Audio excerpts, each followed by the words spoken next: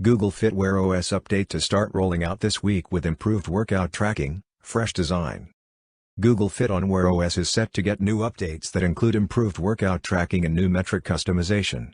Last week, Google announced some major changes to the Google Fit app on Android and iOS, as well as Wear OS. Now, the tech giant has detailed all the improvements and new features Google Fit will be receiving on Wear OS.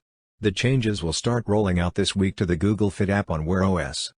Announcing the updates, Google wrote on a support page that workout tracking for Wear OS will now be a simpler user experience on Google Fit, and that there is also a fresh new design to boot. Key metrics will be visible up front during workouts now, with 2 tiles dedicated to your performance. You can swipe right to access your media controls and settings in the middle of a workout.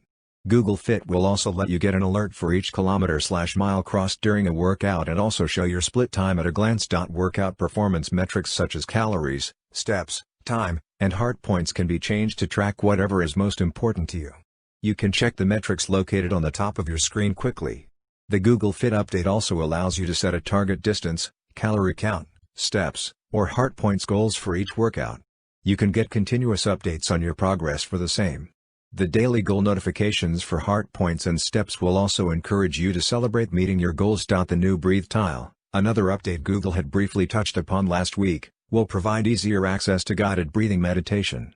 Once it's done, you can view a summary that will show you how your heart rate changed between the beginning of the workout and the end.